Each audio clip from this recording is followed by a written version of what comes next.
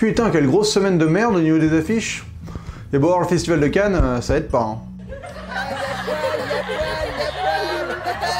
Bonjour à tous, je suis la Critique Masquée et bienvenue dans la Critique Masquée se tape l'affiche. Donc, les affiches de cette semaine. Angry Birds, adaptation à l'intérêt douteux du jeu vidéo éponyme. Affiche avec une tagline bien pourrie, humour méta, fini de jouer. Voilà, on a compris parce qu'avant c'était un jeu, et donc on a fini de jouer.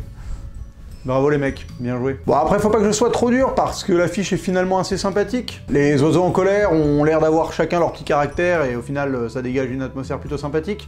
Et là, le nombre de cochons verts autour d'eux laisse suggérer plein de détails sympas. Et en fait quand on paye vraiment attention et qu'on essaie de trouver des détails sympathiques dans les cochons verts, en fait il n'y a rien de drôle. Il y a plein de détails, ça c'est sûr, mais rien qui fait mouche quoi. Franchement ça... Après je suis clairement pas le public visé, mais bon voilà une affiche... lambda pour un film qui m'intéresse, mais alors pas du tout.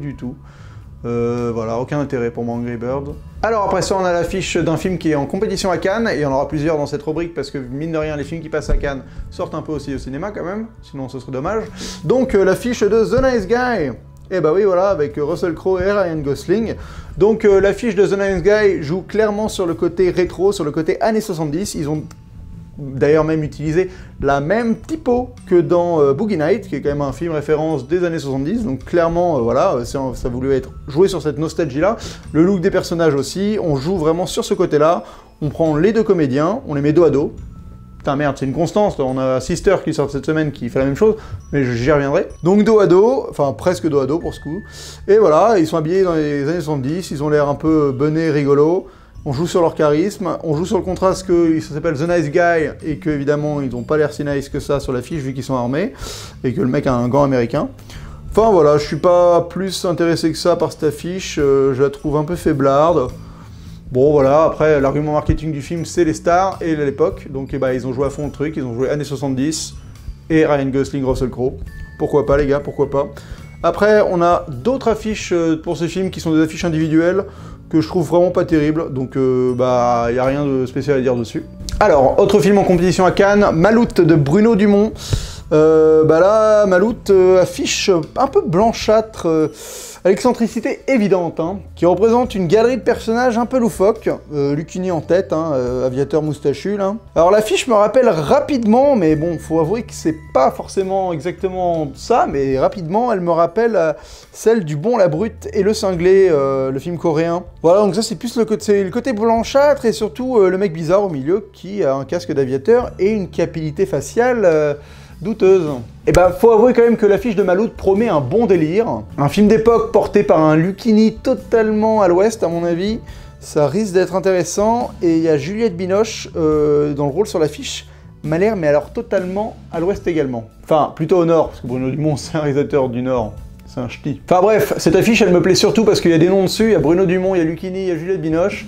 Et ça, mine de rien, ça attise tout de suite ma curiosité, beaucoup plus que le graphisme de l'affiche en tant que tel. Autre film cannois qui, ce coup-ci, n'est pas en compétition, mais qui fait quand même l'ouverture, Coffee Society de Woody Allen. Alors, écoutez, moi, j'aime pas du tout cette affiche.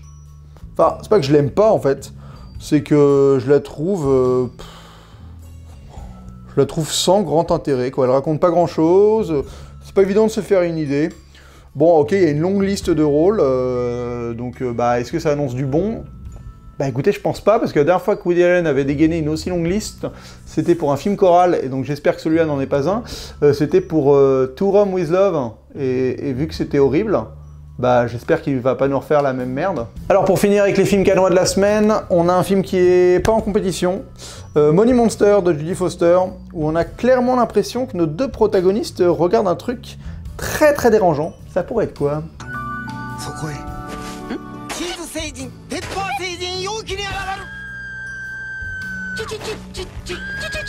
Moi, il y a un truc qui me fait bien marrer, c'est ce slogan. La vérité peut tuer. T'as l'impression qu'ils sont allés le chercher sur les trucs genre 8-12-12. Tu cherches un super slogan pour ton film? Envoie slogan au 8-12-12 et reçois un super slogan par SMS. Oh génial! J'ai reçu un super slogan. J'ai reçu certains secrets doivent le rester. Oh! Merci 8-12-12. Alors je trouve les affiches alternatives bien plus élégantes à mon goût. Et là pour le coup le slogan a déjà beaucoup plus de gueule. Not every conspiracy is a theory. Ce qui franchement est plutôt cool. Alors ça fonctionne très bien en anglais, j'avoue qu'en traduisant vulgairement ça donnerait un truc du style tout complot n'est pas que théorie, à peu près. Et c'est vrai qu'on a moins l'expression théorie du complot. Enfin si on l'a quand même. Enfin en tout cas c'est quoi qu'il arrive mieux que la vérité tue là. Enfin ça c'est clairement un des trucs que tu mets en couverture du prochain Guillaume Musso. Enfin, ça sert à rien d'autre, tu mets pas ça sur une bonne affiche de film. Graphiquement, j'aime bien le principe de découper les personnages en deux et d'inverser leur positionnement dans l'affiche. Et je trouve que le traitement de l'image est aussi très joli. Alors, il y a une dernière affiche, et là, vraiment, le slogan, mais je ne le comprends pas. On the air, out of time. Donc, on a 3 affiches avec 3 slogans différents. Les 3 veulent pas du tout dire la même chose. Le premier, c'est la vérité peut tuer. Le deuxième, c'est la conspiration n'est pas une théorie. Et le troisième, c'est à l'antenne, manque de temps. Alors on va faire un lien entre les 3 pour essayer de te raconter une histoire. Faut avoir de l'imagination quoi. Faut presque être scénariste pour réussir à te faire une idée du film avant que ça va être. Donc au final, campagne marketing assez étrange au niveau du slogan surtout, entre les différents pays, les différentes distributions, les différentes affiches. J'avoue que c'est un peu perturbant. Mais ce qui est rigolo, c'est que ce n'est pas la seule affiche qui me perturbe en termes de slogan cette semaine. Nous avons le bon gros truc pourri de la semaine, Sisters. Alors là, c'est quand même l'affiche la plus paresseuse du mois. Allez, on va aller lire l'affiche la plus paresseuse du mois.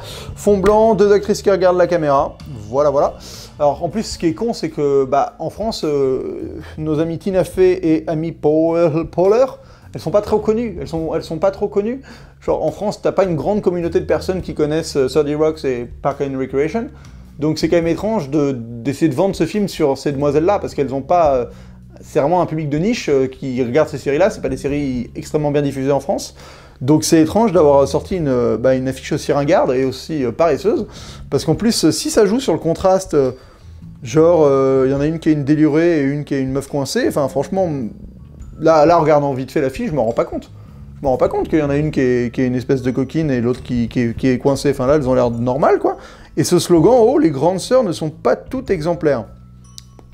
Je me demande vraiment, enfin là, bon, je comprends que ça doit être Tina Fey, la grande sœur, mais à peine, quoi. Et en plus, ça m'énerve quand ils mettent les noms en face de la mauvaise personne, tu vois. Ça, je comprends pas.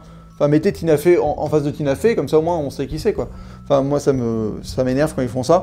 Mais donc, voilà, affiche qui raconte pas grand-chose, ou qui me... en fait, c'est une copie conforme d'une autre affiche d'un film avec Cameron Diaz qui s'appelait Inner Shoes, qui clairement exploitait le même principe, mais là, on marquait les choses de manière un peu plus évidente, quoi. On voit tout de suite qui est la délirée et qui est la coincée, là, ils jouent le jeu. Là, c'est beaucoup plus dur. Mais rien que sur le fait qu'en fait, leurs expressions, les deux sont contentes, elles sourient, donc clairement, bon, j'avoue que je ne comprends pas cette affiche, mais peut-être que l'affiche américaine va m'aider à comprendre le film. Ah bah non, non, je comprends encore moins bien le film, en fait. Je comprends pas. Parce que là, elles sont dans une baignoire, donc on comprend qu'elles sont toutes les deux un peu bizarres. Hein. Il y a marqué, le slogan c'est « They don't get any closer than this », donc on ne fait pas plus proche que ça. Donc ça veut dire quoi? Ça veut dire qu'elles sont... ça veut dire que je comprends pas. Je comprends pas. Je comprends pas. Et en plus, donc l'autre, il y en a une qui a un soutien-gorge rose. Ah, alors que la meuf qui a un soutien-gorge rose, c'est une coquine, c'est ça? C'est le truc pour montrer que t'es quelqu'un de coquin, enfin que t'es quelqu'un d'un peu dévergondé, c'est que t'as un soutien-gorge rose. Ok. Et la deuxième, elle a une clarinette. Qu'est-ce que ça veut dire, une clarinette dans un film américain? Et une fois, au stage, je m'étais enfilé une flûte dans la chatte.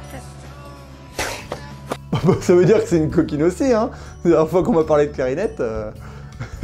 ça m'a marqué pour très longtemps. Je comprends pas le lien entre les deux affiches déjà, et je comprends pas, ça me perturbe. Parce que pour moi, cette affiche, ça représente qu'elles sont très proches et que les deux sont un peu folles. Et ça joue pas du tout le contraste qu'ils essayaient de jouer dans l'autre truc, quoi. Alors, il y a des petits éléments, hein. Il y en a une qu'on comprend vite fait que c'est une fêtarde par rapport à l'autre, mais c'est tellement pas marqué que truc. Et le slogan, quoi, They don't get any closer than this, qu'est-ce que tu... Oui, encore heureux que deux sœurs vont pas être plus proches que à poil dans un bain. Enfin, ça, c'est déjà assez proche comme ça, quoi. Donc ça me paraît déjà être assez marqué comme rapport de proximité avec ta sœur. Bah, c'était tout pour cette semaine. Écoutez, j'ai été assez déçu cette semaine. J'avais pas grand chose à dire sur ces affiches parce qu'elles ne m'intéressaient pas fortement. Et je voulais faire un truc sur le Festival de Cannes, mais en fait, le Festival de Cannes, il y a plein de films qui n'ont pas encore leur affiche. C'est trop avant-gardiste pour qu'ils aient tous des affiches. Donc bah, je le ferai pas. Voilà, bah, c'était tout pour cette semaine. Comme vous pouvez le constater, j'ai changé de décor parce que je travaille dans un endroit qui n'est pas chez moi. Donc bah, si je trouve que le résultat est sympathique, je continuerai comme ça. Si je suis pas content, je referai une autre formule dans un autre endroit de le lieu où je vis actuellement. Mais bon, je trouve ça rigolo de regarder en l'air. Moi, à faire, je trouve ça plutôt sympathique. Ça fait très youtubeur, mais à la fois c'est un peu ce que je suis. Un peu, parce que c'est sur YouTube, hein, la critique masquée. Oui, c'est sur YouTube. Voilà, voilà. Bah écoutez, je vais pas aller voir beaucoup de films ce mois-ci, donc il n'y aura pas beaucoup de critiques à chaud. Et d'ici la prochaine, bonne toile!